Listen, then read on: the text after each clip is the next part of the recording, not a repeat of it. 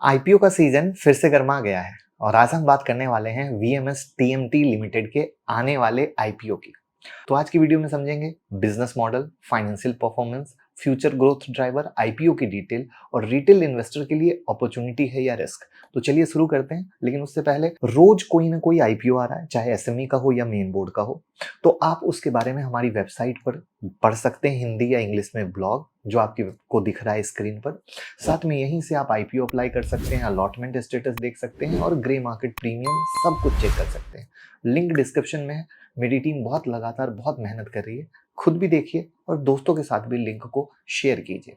तो ये जो कंपनी है गुजरात की एक स्टील मैन्युफैक्चरिंग कंपनी है, टीएमटी बार बनाती है जो घर, पुल, सड़क, मेट्रो प्रोजेक्ट और बड़े इंफ्रास्ट्रक्चर वर्क में इस्तेमाल होते हैं। कंपनी का बड़ा प्लस पॉइंट है इसका retail licence agreement Kamdhenu group के साथ। यानी ये अपने टीएमटी बार को कामधेनु ब्रांड के तहत बेच सकती है। यहाँ पर अगर हम डिस्ट्रीब्यूशन नेटवर्क के बारे में बात करें तो इनका डिस्ट्रीब्यूशन नेटवर्क स्ट्रॉन्ग है। 3 डिस्ट्रीब्यूटर हैं, 227 डीलर हैं, 50 plus truck door step delivery के लिए हैं और 230 परमानेंट एम्प्लॉय हैं। साथ में 80% से ज्यादा रेवेन्यू जो इनका आ रहा है रिटेल सेल से आ रहा है, जो टीयर 2 और टीयर 3 सिटी में बेचे जा रहे हैं। यहाँ पर अगर मेन प्रोडक्ट की बात करें तो इनका फ्लैगशिप प्रोडक्ट टीएमटी बार ही है।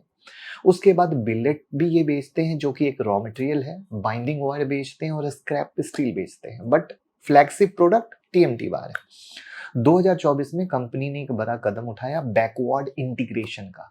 अब ये स्क्रैप से सीधे टीएमटी बार बना सकते हैं और बाहर से बिलेट खरीदने की डिपेंडेंसी कम हो गई है।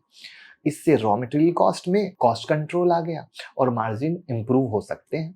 तो सवाल ये है कि टीएमटी बार की डिमांड कितनी है जिसका ये धंधा कर रहे हैं।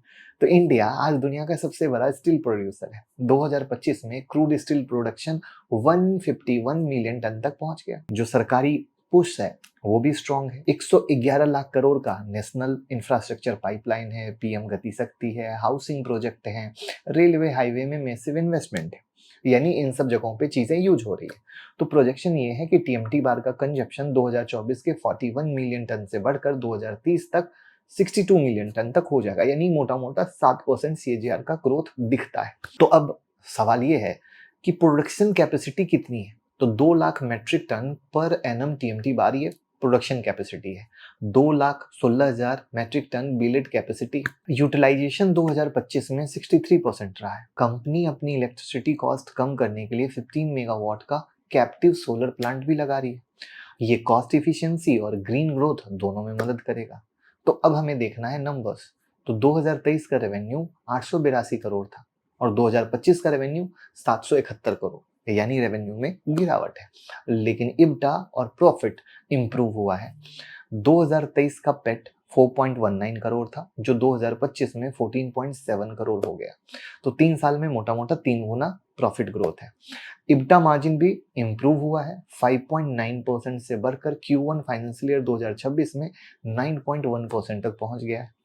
डेट टू इब्टा रेशियो 2023 के 7.4 से घटकर 2025 में 6.06 हो गया, यानी लीवरेज कंट्रोल में। तो इसका अर्थ ये है कि कंपनी स्टेप ले रही है कॉस्ट को कंट्रोल करने के लिए और प्रॉफिट को बढ़ाने के लिए। तो सिंपल शब्द में कहें तो रेवेन्यू थोड़ा फ्लैट रहा है, लेकिन प्रॉफिट मार्जिन इंप्रूव दिख रहा है।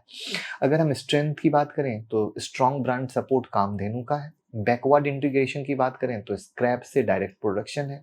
रिटेल में स्ट्रॉन्ग प्रेजेंस से 86% रेवेन्यू रिटेल से आता है। सोलर प्रोजेक्ट से कॉस्ट इफिशियंसी पर ये लोग काम कर रहे हैं। रिस्क क्या है कि 99% रेवेन्यू अभी भी गुजरात से आता है, तो कभी भी एक जगह से धंधे का पैसा आना उचित नहीं। स्टील प्राइस बहुत ज़्यादा वोलाटाइल रहते हैं तो मार्जिन इम्पैक्ट हो सकते हैं। कंपटीशन बहुत हाई है क्योंकि ये धंधा ऐसा है जो बहुत सारे रीजनल प्लेयर भी करते हैं, और जब रीजनल प्लेयर की एंट्री हो जाती है तो आप समझ सकते हो कि धंधा कितना मुश्किल हो जाता है।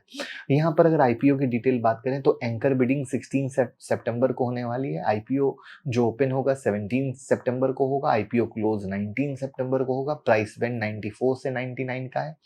लॉट साइज 150 शेयर का है और इशू साइज जो है 148.5 करोड़ का, यानी फ्रेश इशू है। यानी जो लोन का पैसा आएगा वो कंपनी में जाएगा और लोन रीपेमेंट में यूज होगा और जनरल कॉर्पोरेट पर्पस में होगा। तो सिंपल क्या होगा कि कंपनी एक रीजनल प्लेयर है जिसका फोकस गुजरात मार्केट पर है, मार्जिन इंप्रूव हुए हैं, कामधेनु ब्रांड से सपोर्ट है। रिस्क ये है कि रेवेन्यू अभी भी एक रीजन से आ रहा है, स्टील सेक्टर साइक्लिकल होता है और रीजनल प्लेयर से कंपटीशन बहुत तगड़े लेवल पे मिलती है। तो आपका क्या मानना है, ये आईपीओ सब्सक्राइब करना चाहिए या अवॉइड, कमेंट में बताइएगा। और हमारे नाम से बहुत सारे फर्जी अकाउंट चलते हैं, तो भैया रियल टेलीग्राम की लिंक डिस्क्रिप्शन में, वहाँ बहुत सारी न्यूज, बहुत सारे अपडेट जो आपके लिए एकदम बहुत बेहतरीन होते हैं देता हूँ, उसको ज्वाइन कर लीजिएगा। डीमेट और क्रिप्टो का अकाउंट ओपन करके हमें सपोर्ट कर सकते हैं, उसकी भी लिंक आपको डिस्क्रिप्शन में मिल जाएगी। अगर आप दूसरों से आगे रहना चाहते हैं तो यूट्यूब मेंबरशिप ज्वाइन कर सकते हैं, जो आपको स्क्रीन पर दिख रहा है। यहाँ पर हर वीक वीडियो आती है और साथ में लाइव मार्केट अपडेट मिलता है, जो रखता है आपको दूसरों से आगे। और साथ में हमारा मोबाइल ऐप भी डाउनलोड कर सकते हो। 25 वीडियो की फ्री लिस्ट है, जहां पे आपको हम सीखने के लिए 25 वीडियो डाल रखे हैं, जो ट्रेडिंग, इन्वेस्टमेंट सब आसान करेगा। तो मुकुल अग्रवाल नाम से एंड्रॉइड और iOS पे यूज करो, दूसरों को भी बताओ। वीडियो अच्छी लगी हो तो लाइक, कमेंट, शेयर कीजिए। Thank you.